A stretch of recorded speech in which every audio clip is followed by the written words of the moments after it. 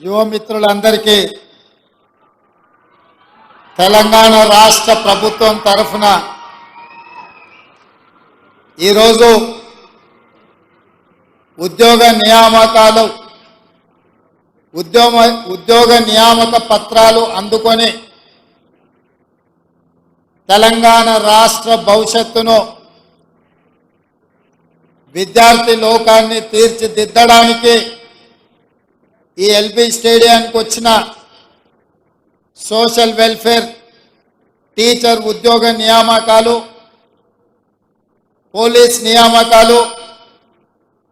Telangana public service commission నియామకాలకు విచ్చేసిన మీకు అందరికీ మనస్ఫూర్తిగా అభినందనలు।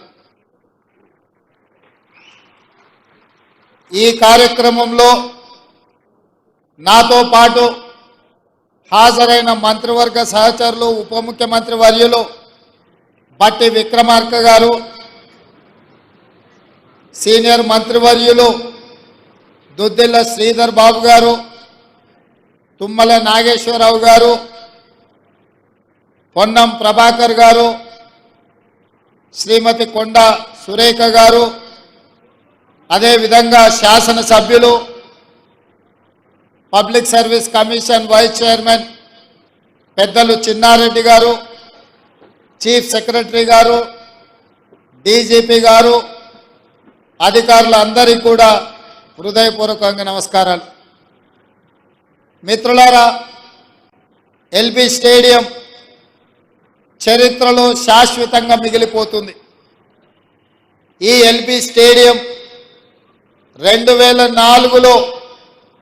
ఆనాడు కాంగ్రెస్ ప్రభుత్వం ఏర్పాటు చేసి రైతులకు ఉచిత కరెంటు, రైతుల మీద ఉన్న అక్రమ కేసులు, రైతుల విద్యుత్తు బకాయిలను రద్దు చేస్తూ మొదటి సంతకం పెట్టి మన ప్రాంతంలో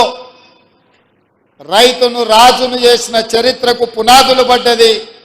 ఈ ఎల్బీ స్టేడియంలోనే। మళ్ళీ 2023 డిసెంబర్ 7 తారీఖు నాడు శ్రీ మల్లికార్జున్ ఖర్గే గారు, శ్రీమతి సోనియా గాంధీ గారు, శ్రీ రాహుల్ గాంధీ గారు, శ్రీమతి ప్రియాంక గాంధీ గారి సమక్షంలో వేలాది మంది తెలంగాణ బిడ్డలు ఇదే ఎల్బీ స్టేడియంలోకి వచ్చి ఇందిరమ్మ రాజ్యంలో ప్రజాపాలన, ప్రజాప్రభుత్వాన్ని ఇక్కడ ఏర్పాటు చేసి అభయహస్తం పేరు మీద 6 గ్యారెంటీలను అమలు చేయడానికి మళ్ళీ తొలి సంతకం ఇక్కడనే పెట్టడం జరిగింది। ఈ ఎల్బీ స్టేడియానికి ఉన్న చరిత్ర ఇదే కాకుండా 3 నెలలలోనే 30,000 ఉద్యోగాల నియామక పత్రాలు ఈ వేదిక మీద నుంచే లక్షలాది మంది నిరుద్యోగ యువకుల యొక్క ఆకాంక్షలు తీర్చడానికి ఈ వేదిక మీద నుంచే సంతకం పెట్టి నియామక పత్రాలు ఇవ్వడం జరిగింది।